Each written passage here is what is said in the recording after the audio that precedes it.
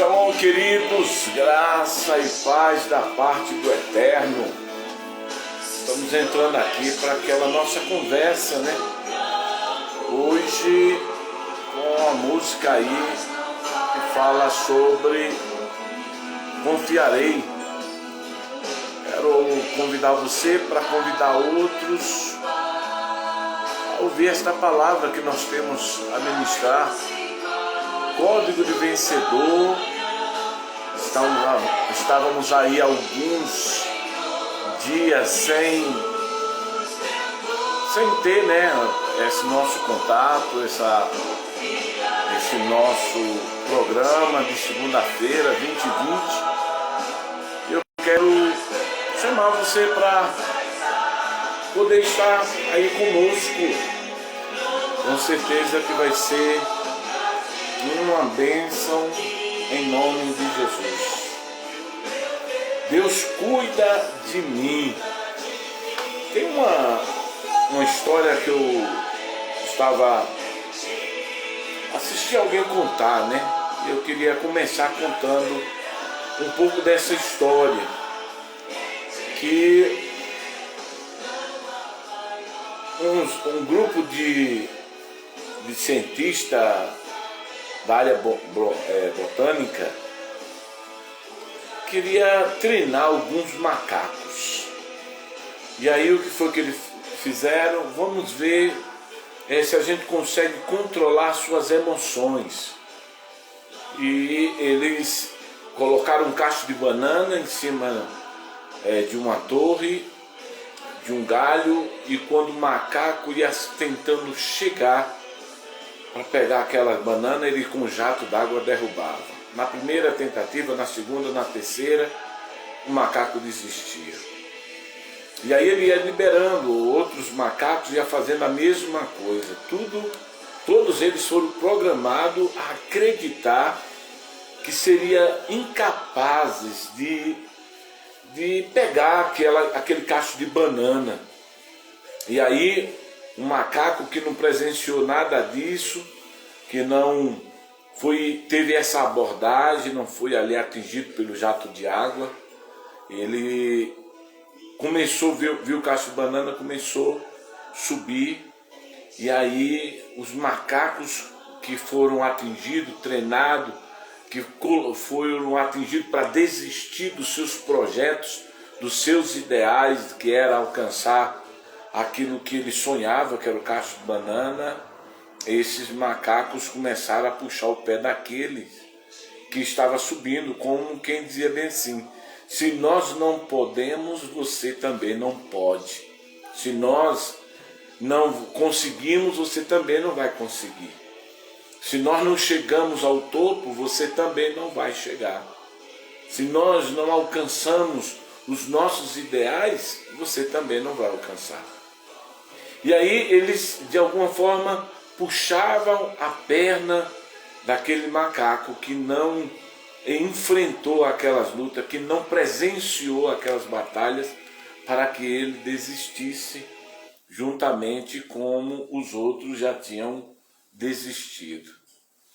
Parece que é bem parecido com isso que nós estamos vivendo hoje. As pessoas, elas estão de alguma forma sendo levadas a desistir daquilo que elas sonham, porque alguns que já foram atingidos, já desistiram, ficar puxando a perna daqueles que sonham em alcançar, sonham em obter resultados.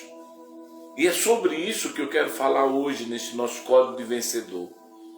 É justamente sobre essa questão de às vezes não estarmos sendo puxados pelas circunstâncias, mas puxados por pessoas que tiveram alguns contratempos na vida e não alcançaram os seus ideais, e eles agora estão aí tentando nos paralisar, nos chamar para baixo, tirar de nós o nosso objetivo, nos jogar para baixo.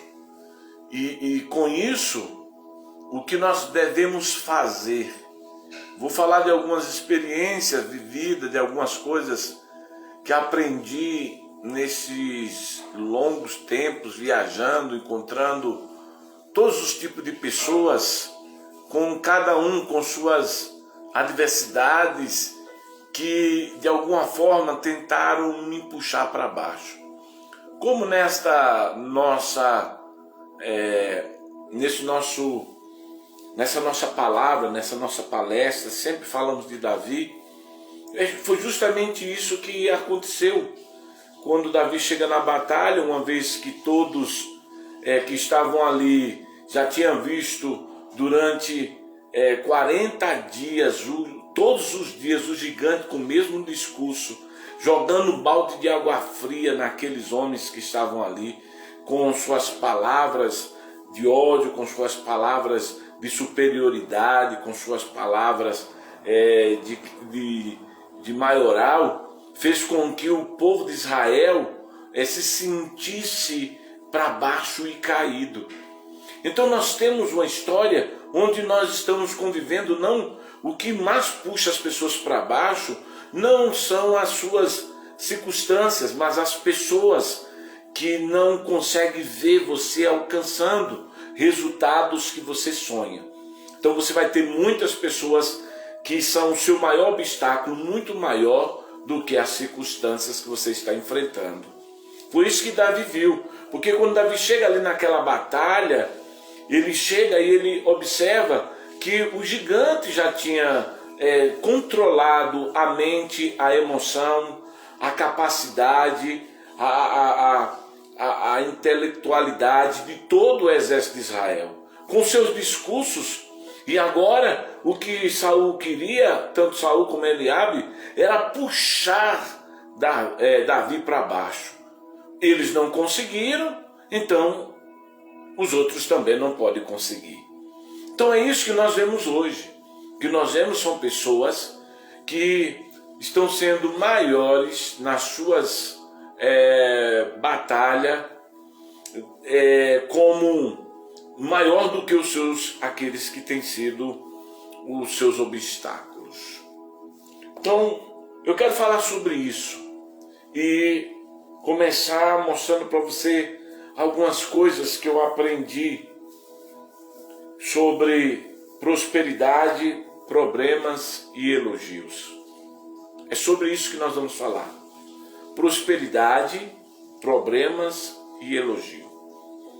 Uma coisa eu aprendi, a prosperidade sempre testou o meu foco.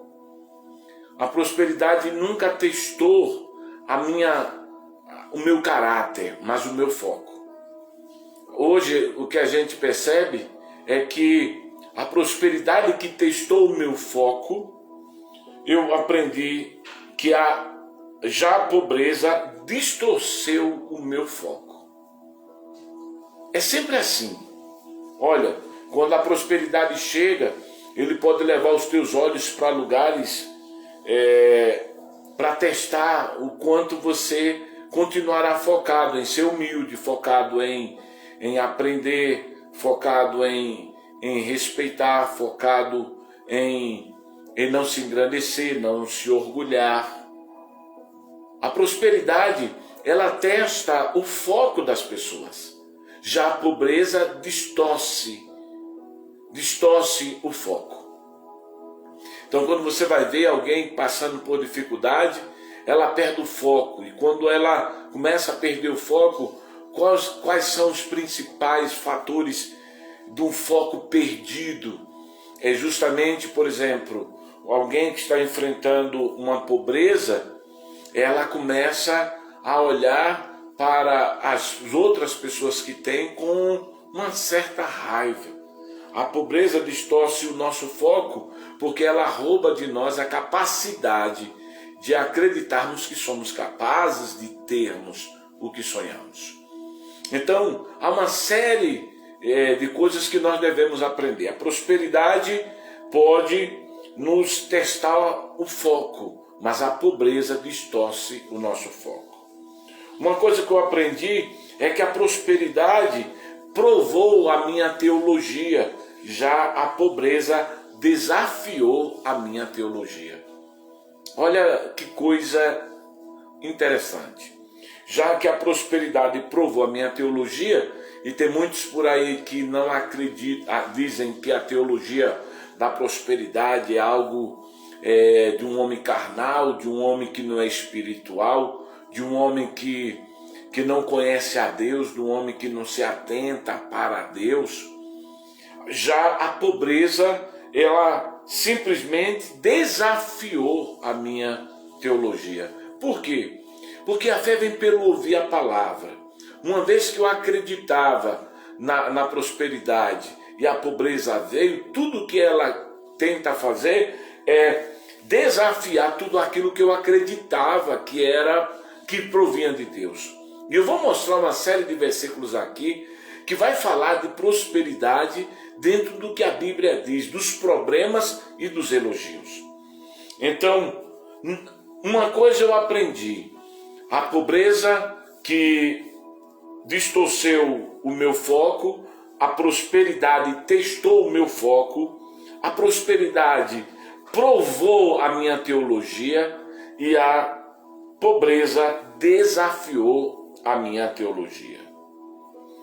E o que nós aprendemos é que em todos os momentos da vida, as estações diferentes só revelam que nós temos que ter informações diferentes.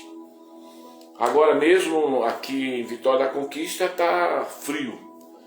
Quando o frio chega, a gente sabe que as revelações que temos a respeito do frio é que nós temos que nos agasalhar. Aí a porta fica fechada, aí você toma chá quente, você dorme bem agasalhado, você sai bem agasalhado. Por quê? Porque as estações diferentes revelam informações diferentes. Então tem pessoas, muitos dizem que não aprendem nada sobre nós mesmos nos bons momentos. Muitos dizem, eu não aprendo nada nos bons momentos. Tem compositores que dizem que as melhores canções românticas foram feitas mediante a um momento difícil do casal, do homem ou da mulher. Mas olha, eu queria dizer uma coisa para você. Honestamente eu discordo, porque eu acredito que podemos obter percepções pessoais durante os bons momentos e os maus momentos. Os bons momentos, e aí entra aquilo que eu comecei, os bons momentos, a prosperidade, a alegria, testou o meu foco. Já a pobreza, a tristeza, ela distorceu o meu foco. Então eu aprendo quando a coisa está dando certo e aprendo também quando ela não está dando certo. Por isso que hoje o maior enfrentamento que nós temos na vida não é de maneira nenhuma a questão das lutas, das circunstâncias, mas das pessoas ou até mesmo nós que nos puxamos para baixo em vez de nos permitirmos subir e alcançar o que sonhamos. Então uma coisa boa os bons momentos sempre revelam meu apreço pela bondade de Deus. Os bons momentos sempre vão mostrar, e foi isso que Davi viu, que naquele momento, quando ele foi ungido lá na casa dele como um rei sobre Israel, que os irmãos não concordaram com a unção, porque sempre querendo puxá-lo para baixo, o que aquele momento revelou para Davi foi que os bons momentos sempre revelam a bondade de Deus. Se um bom momento revela a bondade de Deus, então os maus momentos vai nos revelar o poder de Deus. Os bons momentos revelam que Deus está nos ajudando, que a bondade dele nos ajuda a vencer. Os maus momentos nos revelam que ele tem um poder para nos tirar de toda e qualquer situação. Por isso que os Salmos 30, versículo 6, na Bíblia, na versão King James, diz o seguinte: agora em minha alma prosperidade eu disse, jamais serei movido. Agora na minha alma eu disse prosperidade, jamais serei movido. Qualquer um pode cantar uma música num dia de sol. Ruim é arrumar uma canção para cantar em um dia sombrio de chuva. O que nós estamos vendo é que tempos ruins só revela a presença de Deus e o seu poder no meio das adversidades. Alguém me disse uma vez, eu queria compartilhar com você, disse o seguinte: qualquer um pode cantar uma música no dia claro de sol. Mas eu disse para essa pessoa que eu ainda encontrarei motivos para cantar uma canção ao meu Deus nos dias nubrados de um dia chuvoso em meio a uma tempestade. O tempo de prosperidade, às vezes, é fácil nós fazermos declarações que nunca afastaremos de Deus. Você vê que o próprio Pedro chega para Deus e diz bem assim: se o Senhor, ainda que for morrer contigo, não te negarei. Jesus disse para Pedro: tu me negarás 3 vezes antes que o galo cante.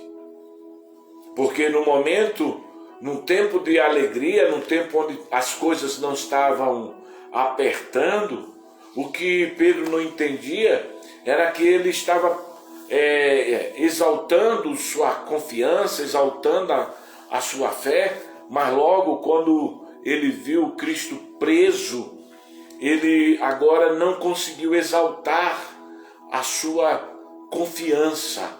Ele agora não conseguiu exaltar o seu amor para com Deus.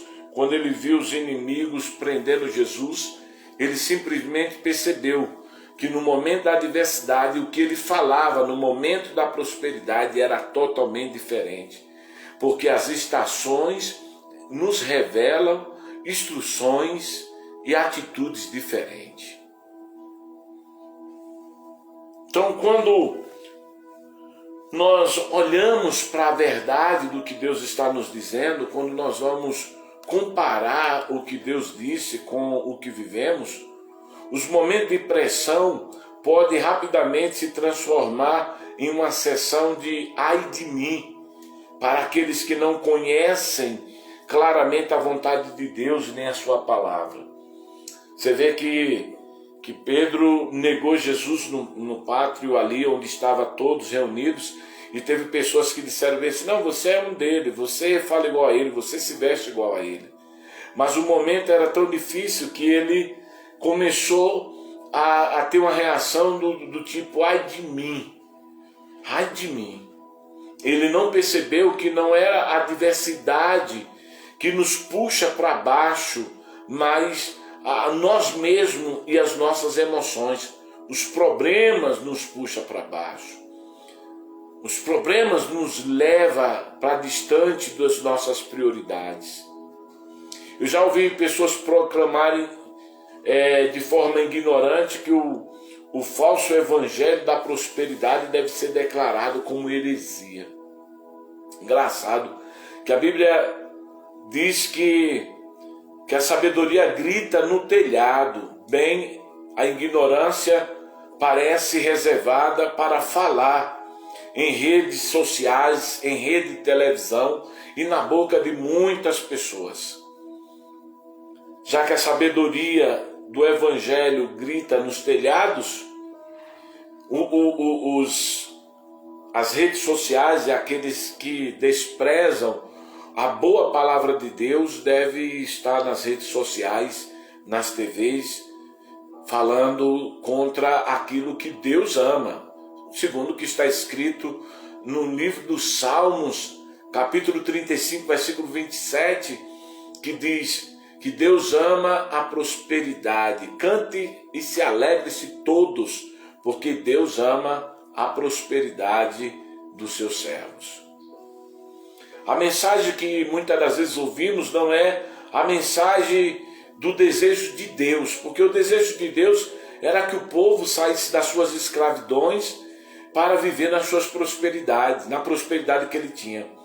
Engraçado que quando Deus vai tirar todas as pessoas das suas dificuldades, ele oferece algo melhor para as pessoas. Lá no Egito, o povo de Israel só tinha barro e palha. Mas aí Deus percebe que não dava para oferecer para ele luta. Então Deus vai e oferece para o povo de Israel prosperidade, uma terra que mana leite e mel. Só que as pessoas questionavam porque para elas, a vontade de Deus é que todos sejam pobres e miseráveis e que todos morram nas suas misérias.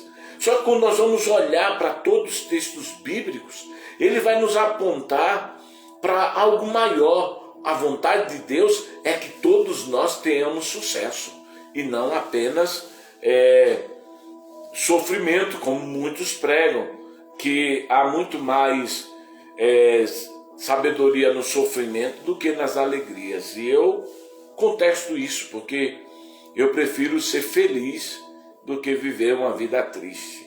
Os felizes atraem uma multidão, os tristes faz com que uma multidão se afaste dele. A mensagem do desejo de Deus para o seu povo foi prosperar, abençoar, expandir. Era para que o seu reino de verdade tomasse conta, mesmo quando os tempos foram difíceis. Você vai ver que tudo que Deus pregou foi que as pessoas crescessem. Deus diz que nós devemos crescer a estatura, e alguém olha apenas no nível espiritual e não consegue entender que Deus está falando em todas as áreas. Quando você vai olhar em Timóteo, capítulo 1, versículo 7, naquele momento em que a adversidade parece cercar, recorde da palavra que diz o seguinte: porque Deus não nos deu um espírito de timidez, de covardia, de medo, de bajulação, mas Ele nos deu um espírito de poder, de amor, de mente calma, de mente equilibrada, de disciplina e de controle do ego. Quando você olha para isso, você percebe que Deus está nos chamando para sermos melhores do que o que somos. Mas as pessoas foram treinadas, como aqueles macacos que eu contei na introdução aí dessa nossa palavra. As pessoas foram treinadas a puxar, por causa da dificuldade que elas sempre enfrentaram, a puxar a perna dos outros, para que todos se sintam incapazes de vencer, para que todos se sintam incapazes de alcançar o que Deus tem para eles. Foi isso que Davi revela na história de Davi quando ele chega na batalha. Todos queriam puxar Davi para o nível que eles estavam, que era o nível do medo, o nível da insegurança, o nível da incapacidade. Eles queriam que Davi se sentisse tão pequeno quanto eles estavam. Eles queriam que Davi se sentisse tão humilhado como eles estavam humilhados. Só que o texto que nós lemos aqui de 2 Timóteo, capítulo 1, versículo 7, diz que Deus não nos deu um espírito de covardia, nem um espírito de bajulação, e nem um espírito tímido, mas Ele nos deu um espírito de ousadia. Toda vez que eu olho por uma janela, eu tenho que ver não o que a janela me oferece, mas eu tenho que ver o que os meus olhos ainda não conseguiram enxergar. Quando eu olho para a janela, eu tenho que, pela janela, pela porta de saída da casa, eu não tenho que olhar que eu estou saindo para enfrentar uma dificuldade, mas saindo para conquistar. É isso que nós percebemos, que quando Davi sai para entregar as marmitas ali para os seus irmãos e para os capitãos, a Bíblia diz que ele saiu, mas ele mas a Bíblia diz que ele não saiu apenas para isso. Quando ele saiu, o que foi que Davi viu? Davi viu a oportunidade dele ganhar uma batalha. Davi viu o gigante se levantando contra o povo de Israel. Davi viu não a incapacidade dele, mas a possibilidade dele glorificar a Deus com aquilo. Então, quando você olha pela janela e pela porta, você não tem que ver a rua vazia, você não tem que ver uma nuvem escura, você tem que enxergar o que está depois das circunstâncias. Por isso que eu comecei falando, as pessoas foram treinadas pelas circunstâncias a não reagir diante das dificuldades. E o que é que elas fazem com isso? Puxa as outras para estar no mesmo nível que elas.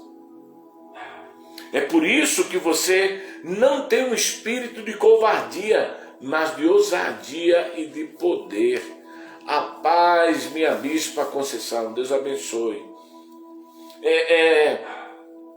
Quando eu acho reconfortante quando as coisas que eu vejo as pessoas fazerem e darem certo, quando eu vejo o poder que algumas delas usaram para mudar algumas coisas, quando eu vejo que as ordens naturais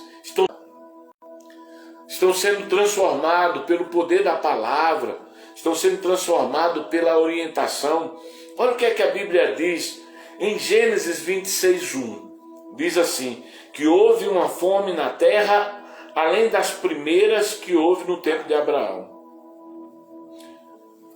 O que eu quero salientar é que as aflições ou tempos difíceis têm afetado a humanidade desde o início.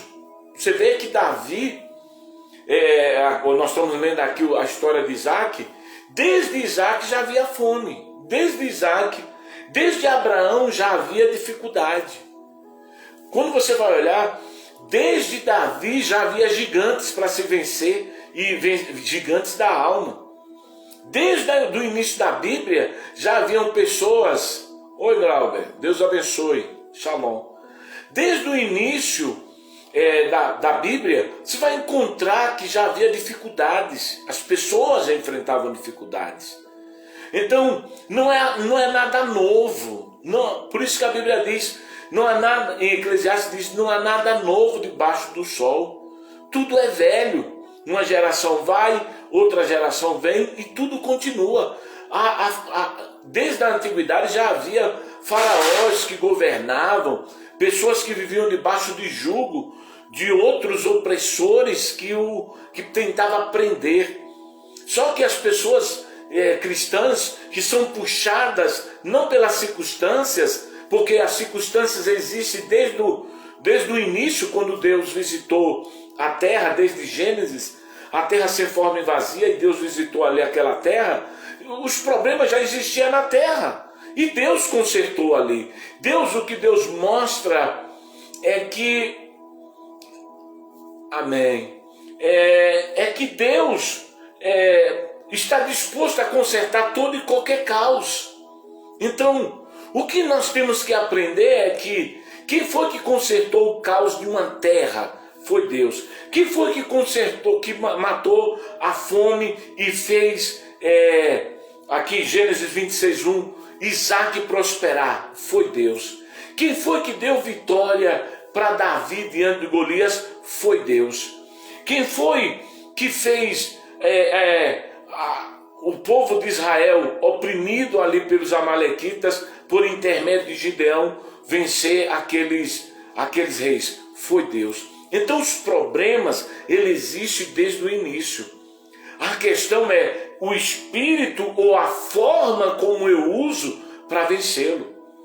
É isso que falta. As pessoas, elas estão arrumando uma desculpa para não reagir diante dos problemas. E a história do macaco que eu contei no início, do grupo de macacos que foram treinados pela circunstância, os cientistas ali colocaram cacho de banana e os macacos queriam ali pegar as bananas e com jato d'água eles eram derrubados por várias vezes e eles iam ficando ali e outros macacos estavam vindo e todos eram derrubados e eles assistiam os outros caírem. De uma hora para outra o cientista pegou o macaco que não viu nada e que não ia atirar um jato de água nele e soltou ele, e quando ele já estava chegando para pegar ali aquele cacho de banana, sabe o que foi que aconteceu? Os outros macacos correram e puxaram ele para baixo. Puxaram ele, ele tinha um objetivo, mas os outros que treinados pelas circunstâncias e não conseguiu o que desejava, agora puxava para baixo aquele que estava tentando vencer. É isso que nós vemos na sociedade hoje. É isso que nós vemos no meio do cristianismo hoje. Por isso que eu falei, hoje, quando a sabedoria é gritada nos telhados, como diz a própria palavra de Deus, a hipocrisia, a miséria, ela proferidas nas redes sociais e na TV. Nós somos bombardeados por aqueles que não querem que a gente alcance o que estamos sonhando, que fica nos puxando para baixo com seu discurso, que fica nos roubando o ânimo com seu discurso. A fome sempre foi um problema dentro da própria palavra. A fome era um desastre inesperado, uma tragédia, um sofrimento que revela uma invenção da fortuna, do fracasso. E repetidamente nós vemos que as pessoas estavam vivendo isso. Hoje o que nós vemos é que muitas coisas estão matando a família. Estamos vendo o significado da fome hoje como pessoas perdendo o equilíbrio, pessoas perdendo a emoção, pessoas deixando de acreditar que Deus pode mudar a vida delas. Estamos vendo pessoas perdendo seu emprego, perdendo a sua credibilidade, perdendo seu trabalho, perdendo sua família.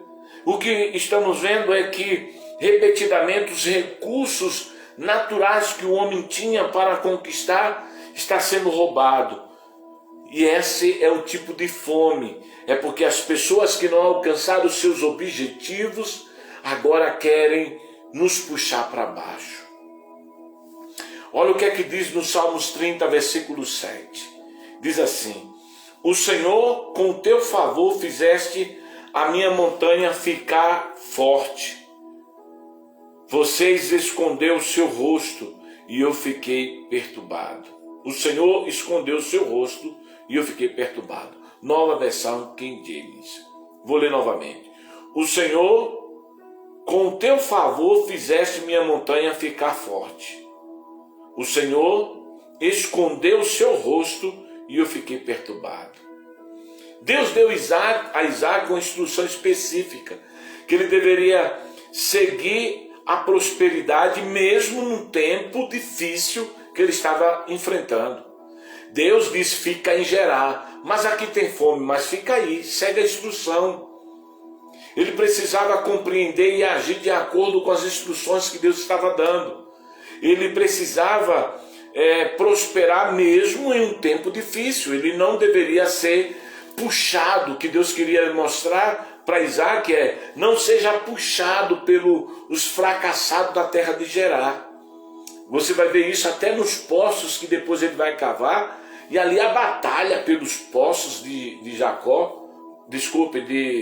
Isaac, e essas batalhas era como se eles dissessem bem assim: se nós não podemos beber da água, você também não pode.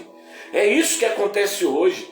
Quando alguém vê um pregador falando sobre prosperidade, logo levanta um discurso dizendo: eu não acredito.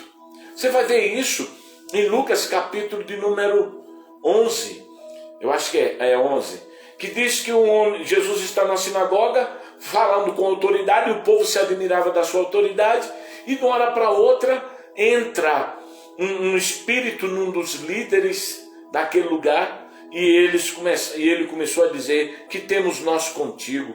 Mas eles se revoltaram não por causa o Espírito manifestou por causa da autoridade que Jesus pregava.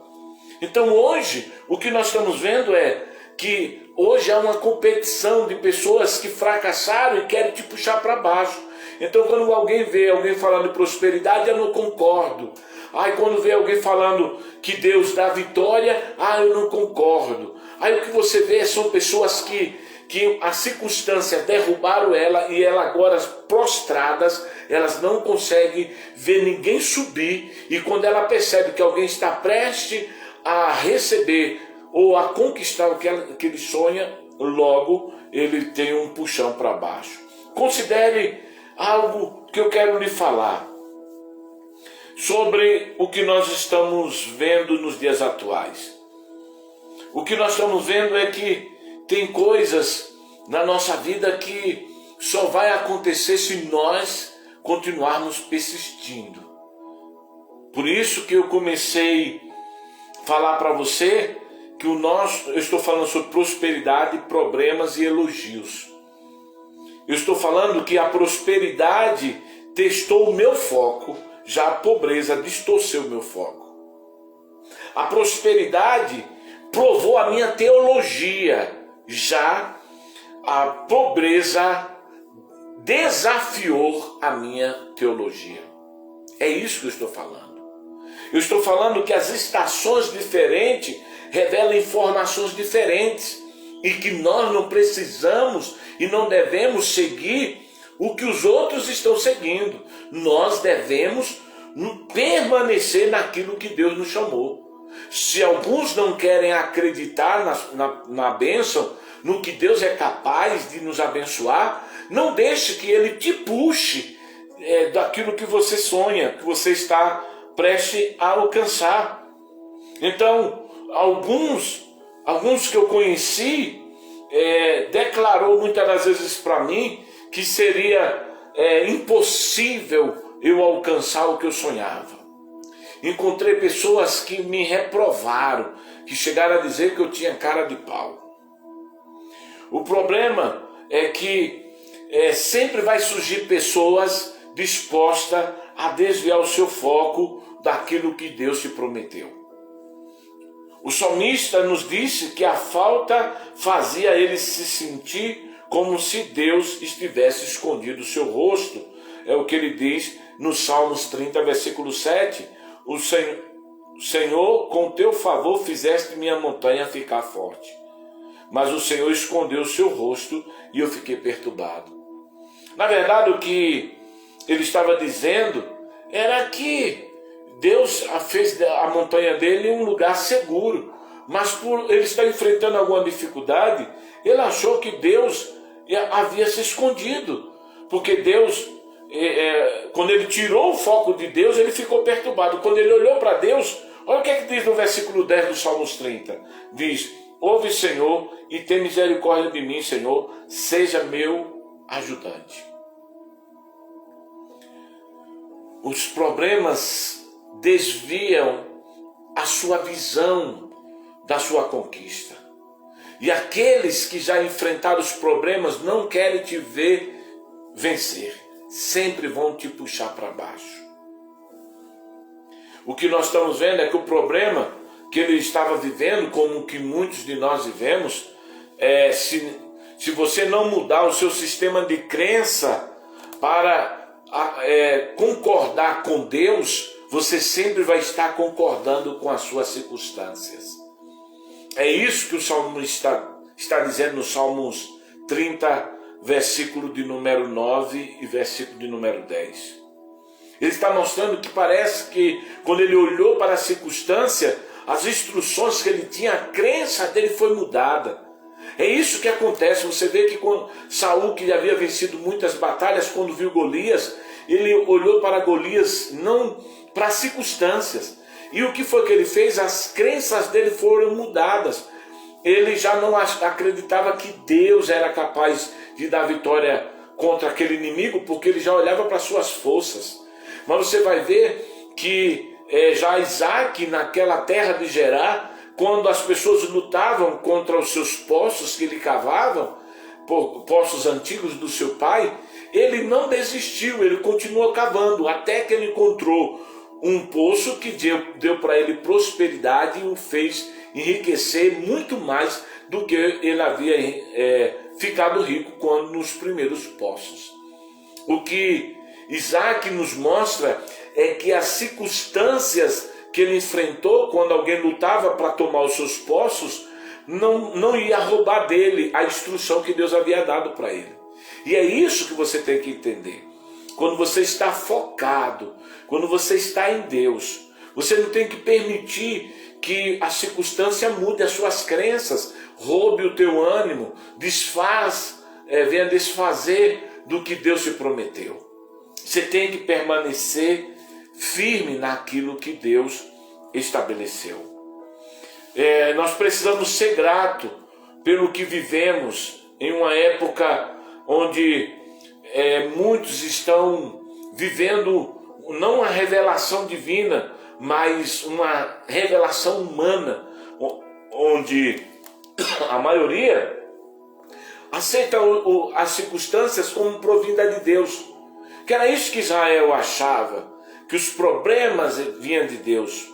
Mas olha o que é que Jesus diz em João capítulo 14, versículo 26, na Bíblia amplificada, diz assim: mas o Consolador, o Conselheiro, o Ajudador, o Intercessor, o Advogado, o Fortalecedor, o Espírito Santo, que o Pai enviará em meu nome, em meu lugar, para representar e agir em meu nome, ele ensinará a todos vocês as coisas que vocês devem recordar, e lembrar e trazer à sua lembrança todas as coisas que eu vos disse. Olha o que a Bíblia está dizendo, que aquele que tem que ser o nosso instrutor não são as circunstâncias, mas o Espírito de Deus. É o Espírito de Deus que tem que nos mostrar a direção certa a seguir. Foi o Espírito de Deus que entrou em Davi e fez de Davi um vencedor. Foi o Espírito Santo de Deus que nos ensina todas as coisas, mas também nos lembra de tudo que Jesus nos ensinou.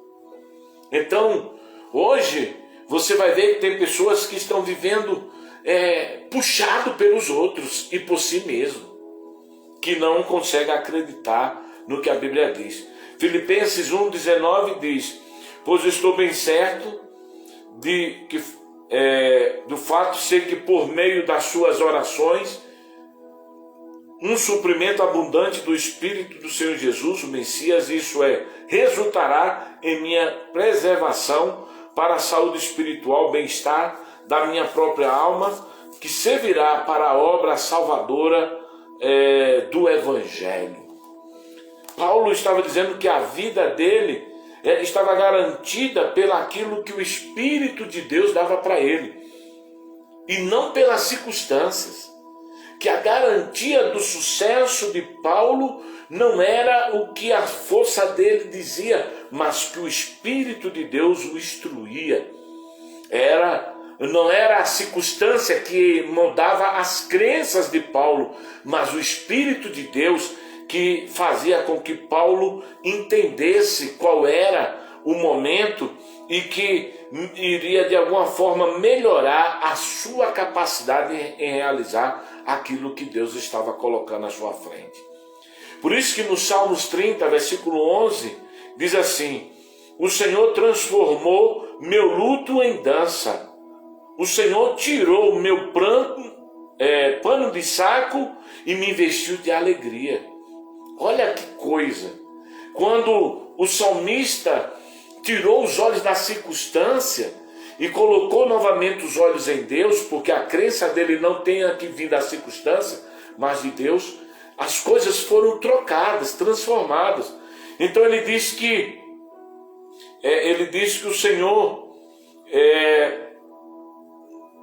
o Senhor tirou o luto que estava sobre ele, que o Senhor tirou e deu para ele dança. O Senhor tirou aquele choro, aquele lamento. Olha Que revelação poderosa! Deus tirou o choro para dar para ele alegria, tirou o luto, o sentimento de perca, o sentimento de morte, e colocou o sentimento de celebração, de vida, de instrução. Ele tirou o pano, e aqui tem duas coisas: algo que está dentro ele tirou, a morte ele tirou, e ele tirou algo que estava fora, que era o pano de saco, e vestiu de um vestido de alegria. Então você percebe que a circunstância, os problemas, a prosperidade, os problemas e os elogios, que é nisso que eu estou tratando hoje, falando que a prosperidade, a prosperidade testou o meu foco, a pobreza distorceu o meu foco, a prosperidade provou a minha teologia e a pobreza desafiou a minha teologia. Então, o que nós estamos mostrando para você é que há uma transformação quando você olha para Deus e não olha para a circunstância. Há uma transformação. No momento em que nós acreditamos o luto, que tem um potencial muito grande de nos levar ao fracasso, porque você vê que a morte de tanta gente nos levou à tristeza e até a desesperos. Pessoas ficaram com medo e até hoje muitos estão. Aí ele diz bem assim: um luto que tem um potencial tão forte em nos puxar para baixo, o Senhor transformará em dança de alegria. Uau! A vontade de fazer as escolhas certas é algo que os críticos não gostam, porque os críticos não conseguem processar a superação de um cristão. Os críticos só conseguem criticar as pessoas que querem romper, vencer, mas elas não conseguem aprovar a vida daqueles que tiveram sucesso. Por isso que ele diz bem assim, que as escolhas removem os nossos sacos, as nossas vestes emocionais e nos dá um cântico de alegria. Ele diz que o Senhor nos reveste de alegria, nos dá um outro espírito, não um espírito de tristeza quebrantado, mas um espírito de alegria. Quando nós enfrentamos a adversidade, não somos mudados pelas coisas, mas somos mudados pelo Senhor. É o Senhor que nos muda. Então não entre na jogada desse mundo. Por isso que segundo Coríntios capítulo 4, versículo 4, diz: o Deus desse século sempre vai cegar o entendimento dos incrédulos. Perceba que não é a visão. Não, o Satanás não quer deixar as pessoas cegas sem enxergar. Não, ele quer deixar as pessoas sem pensar. Satanás luta para deixar as pessoas viverem sem pensar. Porque se elas viverem sem pensar, elas não vão ter resultados. Porque o resultado vem de um culto racional. Vem de uma mudança de mente. Romanos capítulo 12, versículo 1 e 2. Vem de uma mudança de mente, de uma mudança de caráter, de uma mudança de pensamento. E não de as instruções que nós temos acerca da falta de visão é a circunstância, mas a instrução que temos pela fé, pela confiança, pelo entendimento, aí, meu irmão, é poder e vitória. As coisas podem mudar, acontecer, pode haver uma série de coisas mudando literalmente a cada segundo ao nosso redor. Mas olha, um dia que Sara, a esposa de Abraão, já velha, com uma veste de esterilidade, com um ventre que não gerava, no dia que ela aceitou ser mãe, aceitou o que Deus tinha para ela, não mais olhar para a sua circunstância, para o seu corpo amortecido, para a sua mente cauterizada, mas olhou para o que Deus era capaz de fazer. A Bíblia diz que no dia ela dormiu estéril, mas no outro ela amanheceu grávida. No dia que Sara resolveu abandonar a sua incredulidade e confiar na fé do que Deus falou a Abraão e aceitar a sua própria fé, ela dormiu uma noite com Abraão estéril, mas na outra ela amanheceu grávida.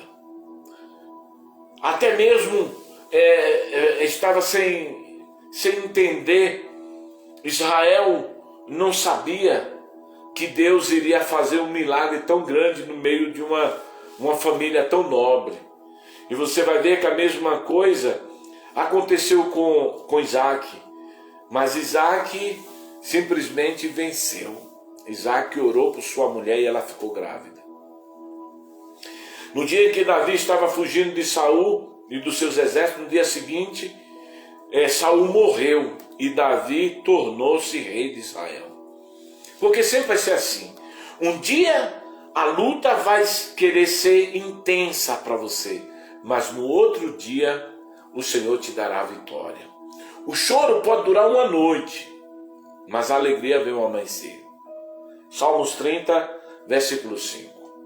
O choro pode durar uma noite, mas a alegria vem ao amanhecer.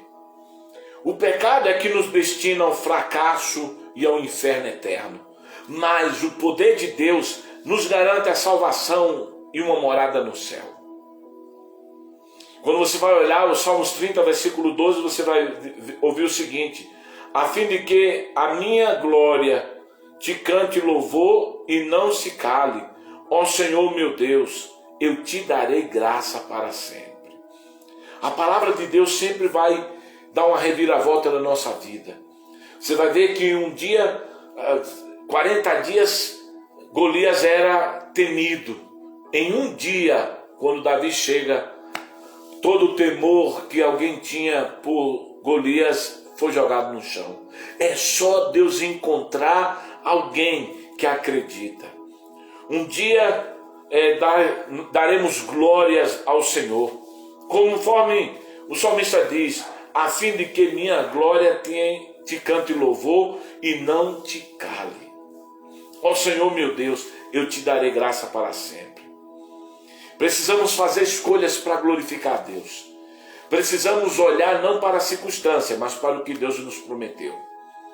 Precisamos pedir a ajuda de Deus durante as adversidades e dizermos para Ele: me ajude para que o teu nome seja glorificado.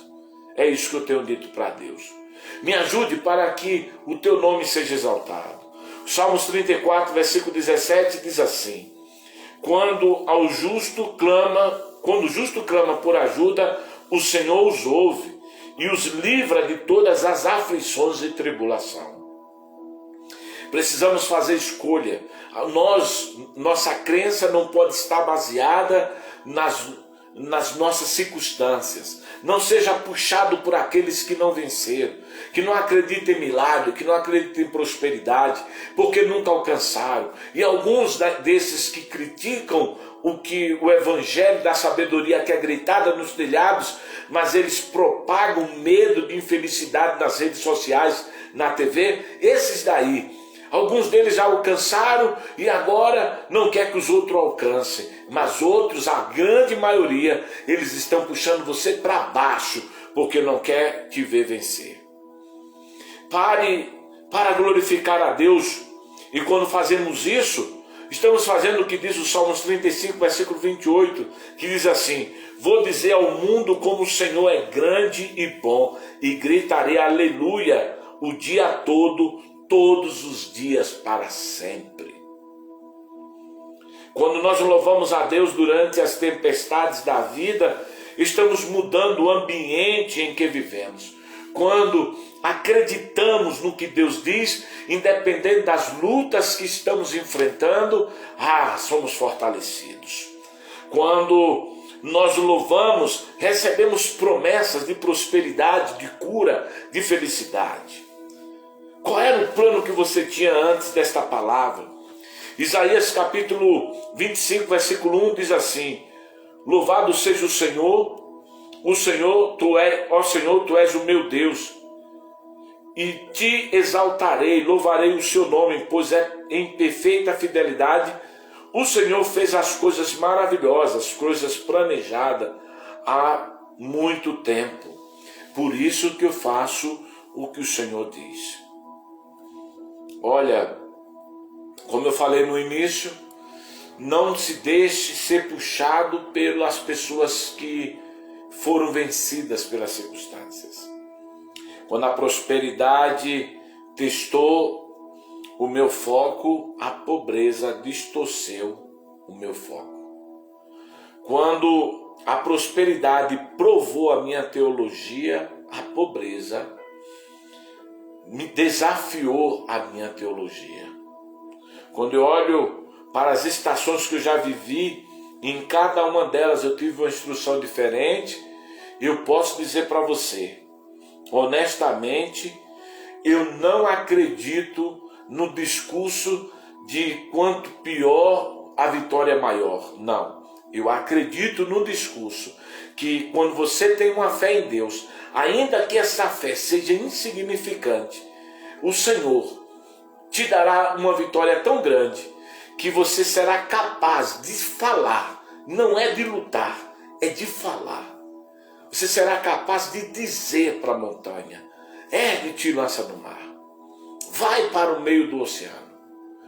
Não é o pior, não são as lutas que qualificam uma vitória, mas a fé em Deus que qualifica uma vitória. E Deus fez questão de mostrar que quando a nossa fé está em Deus, se ela for insignificante como um grão de mostarda, nós conseguiremos vencer. Então, não seja puxado por aqueles que são derrotados. Não seja puxado por aqueles que não acreditam que você é capaz de vencer. Não seja puxado por aqueles que perderam na vida, mas seja promovido pela palavra de Deus. Acredite, Deus sempre vai ter uma palavra de vitória para você.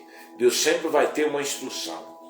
E entre a prosperidade, os problemas e o elogio, está a crença de que você acredita no que Deus te prometeu. E se você acredita no que Deus te prometeu, certamente Ele te dará a vitória que te prometeu. Então, em vez de estar olhando para a sua circunstância, abra a sua janela e vai ver o sol, porque é nele que está a sua justiça, a sua vitória, porque é em Deus que está o teu livramento. Deus te abençoe poderosamente. Até a próxima, se o Senhor disser que sim. Até lá, em nome de Jesus.